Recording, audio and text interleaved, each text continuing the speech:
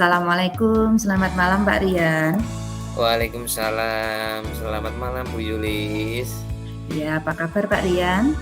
Ya, alhamdulillah baik Bu Yulis. Gimana Bu Yulis kabarnya? Alhamdulillah baik juga. Pak Rian, di sini saya mendengar ini Pak Rian itu katanya punya ada sedikit masalah yang ingin diceritakan kepada saya. Benar Bu. Kemarin memang saya punya beberapa permasalahan ya. Namun karena kemarin kita punya keterbatasan waktu setelah kegiatan Lokakarya itu ya, jadinya saya tidak bisa menyampaikan langsung ke sana, tapi lewat meeting ini ya Bu ya. Iya. Seperti ini Bu, permasalahannya itu teman-teman kami itu satu sekolah itu ada beberapa permasalahan seperti ini. Karena kan akhir-akhir ini atau mungkin di zaman sekarang itu sebenarnya sudah menjadi tanggung jawabnya ya Bu ya, bahwa seorang guru itu selain mengajar siswa itu juga mendapatkan tugas sampiran ya Bu ya.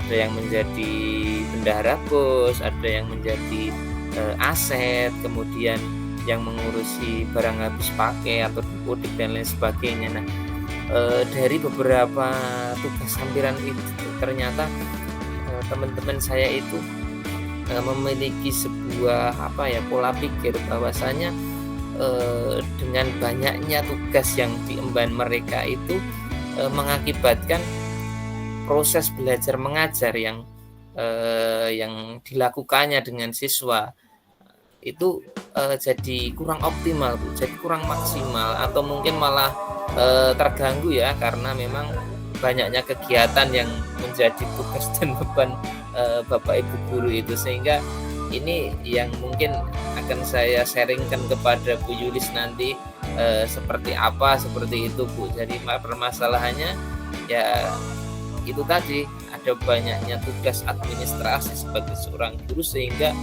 mengganggu tugas kita ketika mengajar seperti itu.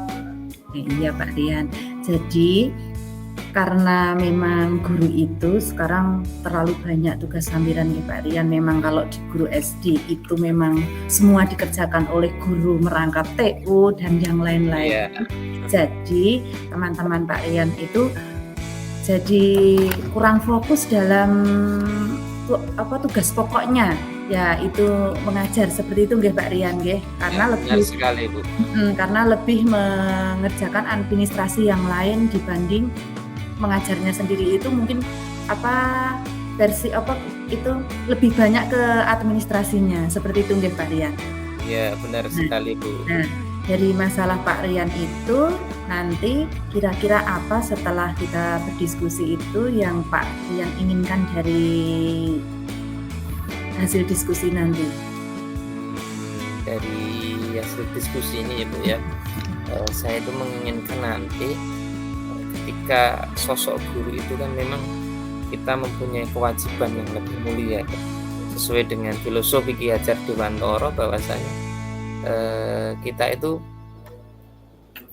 diberikan tugas untuk menuntun siswa, kemudian kita juga diberikan tanggung jawab untuk dalam menuntun itu kita harus berpihak kepada siswa. Nah dari situ kan sebenarnya tujuan utama kita itu adalah berpihak kepada siswa. Fokus utama kita itu seperti itu. Dan kemudian dari beban administrasi itu kan nanti bisa sebenarnya guru selesaikan sendiri ketika ada waktu-waktu luang dan lain sebagainya. Jadi tidak mengurangi porsinya seperti itu loh Bu. Itu yang ingin saya sampaikan kepada teman-teman itu seperti itu. Jadi yang tujuannya Pak Rian setelah diskusi ini nanti Pak Rian bisa mendapatkan solusi dari masalah tadi nggih, sehingga guru-guru itu bisa fokus dalam mengajar. Yang Pak Rian paling berat Pak Rian itu di mana nggih di masalah tadi ini? Kalau di permasalahan tadi Bu Yulis ya, apa yang saya sampaikan tadi ini, saya merasa agak sulit pada saat memberikan pemahaman ya, karena memang kita ketahui bahwa setiap manusia memiliki pola pikir yang berbeda-beda tentunya ya. Jadi kita kesulitan dalam menyampaikan bagaimana, dan itu teman-teman itu kan tidak hanya yang sepantaran saya, ada yang lebih tua, ada yang lebih senior. Jadi saya itu merasa agak gimana ya, agak sedikit gimana gitu kalau kita menyampaikannya kepada yang lebih tua. Kadang kan bisa disalahartikan kita jadi yang menggurui orang tua tersebut ya Bu ya. Seperti itu Bu Lilis. Nah, mungkin dari masalah yang Pak Rian hadapi ini, apakah Pak Rian itu sudah pernah melakukan sesuatu? Kalau untuk melakukan sesuatu mungkin tidak secara kesemuanya ya Bu ya. Saya hanya baru berusaha ya menyampaikan itu kepada yang Bapak Ibu guru yang sesuai dengan sepantaran saya. Itu biasanya ketika kita bahas sesuatu itu kan lebih nyantai ya, lebih connect gitu ya. Itu biasanya saya dari ngobrol itu sambil saya berikan pemahaman seperti itu. Tapi itu kan belum menyeluruh karena banyak juga yang senior di tempat saya, karena posisi SD-nya itu banyak gurunya seperti itu Bu, yang menyulitkan saya ketika harus berkomunikasi dengan yang lainnya yang bukan sepantaran dengan saya seperti itu. Iya, tadi Pak Rian juga sudah memberikan pemahaman terhadap teman-temannya yang sepantaran yang merasa Pak Rian itu nyaman kalau memberikan kepada mereka itu. Nah, kira-kira dengan cara apa Pak Rian itu memberikan pengertian kepada mereka itu? Ini untuk yang sepantaran atau yang? Untuk yang sepantaran tadi Pak Rian. Senior Bu. Yang sepantaran dulu yang sepantaran dulu. Ya, siap. Jadi kalau untuk teman sepantaran saya itu saya lakukan usaha-usaha seperti kita ajak ngobrol, kita berikan pemahaman bahwa pendidikan itu menurut Ki Hajar Dewantoro adalah kita harus berpihak kepada siswa kita yang istilahnya memberikan pelayanan kepada siswa. Hal utama yang menjadi tujuan itu kan seperti itu. Baru nanti untuk tugas tambahan dan lain sebagainya itu bisa kita lakukan pembagian tugas atau bagaimana dengan teman-teman kita. Artinya ada kolaborasi dan saling membantu antara teman. Jadi nanti ketika ada di bos yang sedang kesulitan, itu teman-teman lain bisa bantu seperti itu Bu. Iya, sebenarnya ini sudah bagus sekali yang Pak Rian lakukan terhadap teman-teman tapi masih baru yang sepantaran Pak Rian Nah, kira-kira pada saat Pak Rian itu memberikan pemahaman kepada mereka itu, apakah respon mereka atau mungkin respon dari teman yang sepantaran dan mungkin respon dari yang di atasnya atau seniornya seperti itu, mungkin ada responnya seperti apa Pak Rian? Ya Bu, jadi kalau responnya ketika saya berbicara ke teman saya itu responnya juga sangat baik sekali Bu. Artinya mereka juga sedikit demi sedikit itu kita jelaskan dengan pola filosofi pendidikan Ki Hajar Dewantoro itu mereka sudah sedikit memahami seperti itu. Tapi untuk yang lebih tua biasanya kadang ya mau bagaimana lagi karena banyak pekerjaan jadinya ini nggak sempat buat media dan lain sebagainya. Jadi seperti itu, mungkin masih memiliki pola pikir dan juga mindset yang lama. Jadi posisinya kita harus mengubah mindset tersebut seperti itu. Iya. Nah, betul sekali ya. Nanti usaha-usaha yang akan Pak Rian lakukan. Nah, di sini pada saat Pak Rian melakukan usaha-usaha tersebut untuk memberikan pemahaman kepada teman, di antara rentang 1 sampai 10 itu di mana posisi Pak Rian dalam mencapai tujuan itu supaya teman-teman itu bisa menerima pemahaman dari Pak Rian? Jadi posisi saya ketika direntangkan ya dari 1 sampai 10 itu posisi saya itu sekitar 6,5. Jadi ya kita usahanya baru sedikit, belum bisa maksimal seperti itu. Iya, tetap semangat Pak Rian. Nah, kira-kira posisi yang ingin Pak Rian capai dalam hal ini itu di angka berapa? Kalau untuk posisi yang ingin saya capai itu, karena kan kita kalau mencapai di 10 itu kan banyak mungkin dan lain sebagainya ya. Posisi yang ideal kan itu atau saya ingin capai itu sekitar 8,5. Iya. Ini luar biasa sekali yang Pak Rian lakukan, nggih. Nah, dari yang sudah Pak Rian lakukan ini tentunya Pak Rian itu sudah mempunyai modal yaitu atau kekuatan dari Pak Rian untuk meningkatkan pemahaman teman-teman Pak Rian tentang tadi pemahaman antara administrasi dengan tugas pokoknya itu seperti apa Pak Rian kekuatannya yang Pak Rian miliki? Oh ya, siap Bu. Jadi mungkin kekuatan yang saya miliki kalau dari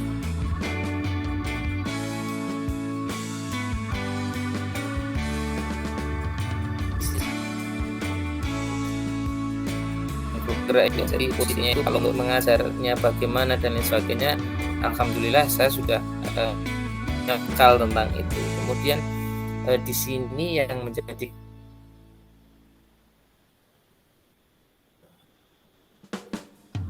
kekuatan saya sebenarnya ada saya bisa berkolaborasi dengan yang lebih senior yang mungkin bisa memiliki sudut pandang atau mindset yang sama dengan yang saya pikirkan, mungkin bisa kami ajak seperti itu. Nah, ini Pak Rian ternyata juga sudah mempunyai peluang-peluang nggih. Peluang-peluang yang nanti bisa diambil Pak Rian ini sudah dilakukan termasuk tadi dengan teman yang mempunyai mindset yang sama dengan kepala sekolah juga nggih. Nah, setelah itu kira-kira apakah Pak Rian itu mempunyai hambatan atau gangguan dalam melakukan usaha tersebut? Kalau hambatan hanya itu Bu, karena kita tidak enak saja dengan yang lebih senior itu aja kalau hambatannya ya saat ini yang saya rasakan. Tungkan nggih Pak Rian. Nah, dari hambatan-hambatan yang Rian alami itu, apa rencana selanjutnya yang akan Pak Rian lakukan? Rencana yang ingin saya laksanakan itu mungkin dari tadi kita berbicara tentang kekuatan tadi Bu ya. Saya memiliki ide yang baru saja mungkin saya pikirkan bahwasanya nanti saya bisa berkolaborasi dengan kepala sekolah dan juga guru 1-2 guru yang mungkin sepemahaman dengan saya. Mungkin saya bisa melaksanakan sebuah pengimbasan ya Bu ya dari materi yang sudah kita dapatkan ini, kita imbaskan, kita undang. Jadi yang pertama mereka memiliki ilmunya terlebih dahulu, mereka memiliki teorinya terlebih dahulu. Nah, yang kedua nanti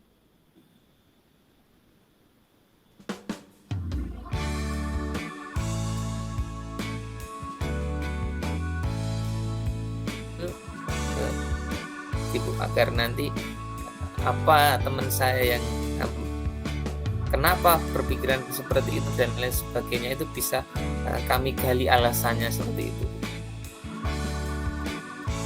Nah, iya Pak Rian. Nah, dari rencana-rencana tersebut, apakah Pak Rian itu mempunyai prioritas tertentu?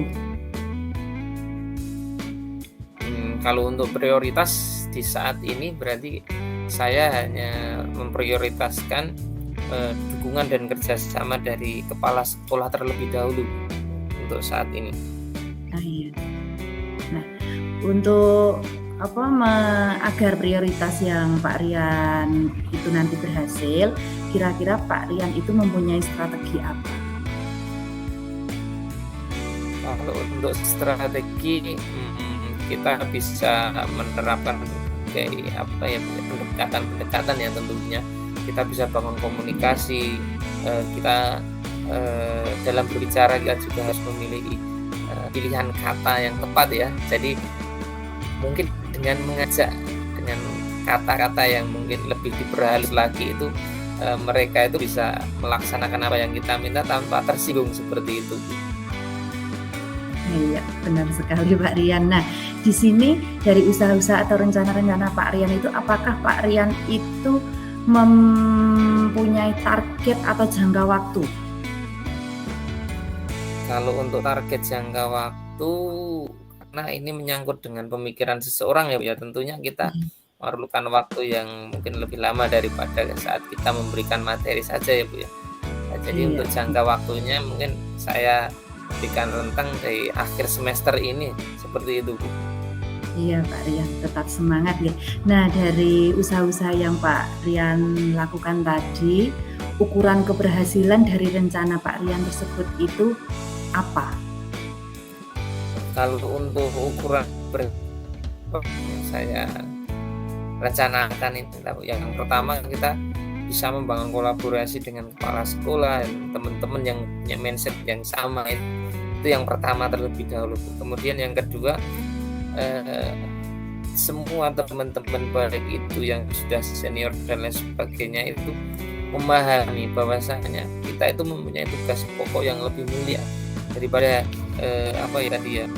menyelesaikan tugas sampiran tadi ya. Meskipun tugas sampiran itu juga penting, namun kita sebagai seorang guru itu yang lebih penting adalah memberikan pelayanan kepada siswa atau menyelenggarakan pendidikan yang berpihak kepada siswa, seperti itu Bu. Ya, kembali lagi kepada tugas pokok seorang pendidik itu apa? Seperti itu nggih Pak Rian? Ya, Nah, seperti itu. dari rencana-rencana yang Pak Rian ingin lakukan tadi, tentunya ada gangguan-gangguan. Nah, kira-kira bagaimana cara Pak Rian mengantisipasi gangguan-gangguan tersebut? Baiklah, untuk gangguan-gangguan yang mungkin muncul dari ketika saya berusaha ini Bu, ini saya bisa koordinasikan, saya bisa komunikasikan dengan Bapak Kepala Sekolah selaku atasan saya, sehingga mungkin dengan kebijakan atau mungkin dari arahan beliau nanti saya diberikan sebuah hal yang mungkin dapat membantu saya untuk menyelesaikan persoalan-persoalan yang mungkin muncul, seperti itu Bu. Sekali yang sudah Pak Rian laksanakan. Nah, ini tentunya Pak Rian itu juga punya komitmen untuk menjalankan rencana tersebut. Nah, kira-kira komitmennya apa dari Pak Rian? Yang pertama, saya berkomitmen bahwasanya apa yang kita usahakan itu pasti akan memberikan, kalau niatnya baik ya Bu ya, pasti juga nanti hasilnya juga akan lebih baik, dan kita harus meningkatkan kesabaran kita dalam berusaha, karena apapun yang kita usahakan dan kita lakukan ini semata-mata juga berkaitan dengan pemikiran orang lain, jadi kita harus sabar dan telaten, seperti itu. Ya, luar biasa sekali Pak Rian. Ini dari masalah Pak Rian tadi, ternyata Pak Rian sudah bisa menggali sendiri ide-ide nanti yang akan dilakukan selanjutnya, rencana-rencana yang akan dilakukan selanjutnya, agar apa yang Pak Rian inginkan atau tujuan dari Pak Rian itu bisa tercapai. Tadi ada berkolaborasi dengan kepala sekolah dan memberikan pemahaman-pemahaman yang lebih, seperti itu nggih Pak Rian. Nah, di sini mungkin bagaimana perasaan Pak Rian setelah melaksanakan perbincangan atau diskusi ini? Ya Kak, untuk perasaan saya saat ini sudah mulai tercerahkan gitu. Saya mungkin merasa apa yang sudah saya temukan ternyata bisa saya gali sendiri dari diri saya sendiri, ternyata solusinya seperti itu. Dan saya juga berterima kasih kepada Virus karena telah memberikan inspirasi kepada saya untuk menyelesaikan permasalahan yang mungkin sudah saya hadapi. Dan di sini saya sudah merasa lega dan merasa senang bisa dapat solusinya sendiri, seperti itu Bu. Iya, alhamdulillah. Terima kasih, saya juga berterima kasih kepada Pak Rian karena sudah mau bercerita dengan saya tentang masalahnya, tapi ternyata Pak Rian juga bisa menggali ide-idenya sendiri. Nah, semoga ini nanti bermanfaat bagi Pak Rian dan bagi kita semua, oke? Seperti itu Pak Rian. Siap Bu. Terima kasih juga Bu atas waktu yang diberikan untuk saya, dan saya mohon maaf ya apabila tadi ceritanya terlalu panjang dan juga terlalu lama seperti itu. Ya, saya juga minta maaf kalau saya dalam menanggapi Pak Rian kurang berkenan. Sampai berjumpa di lain waktu. Mungkin saya undur diri. Wassalamualaikum warahmatullahi wabarakatuh. Waalaikumsalam warahmatullahi wabarakatuh.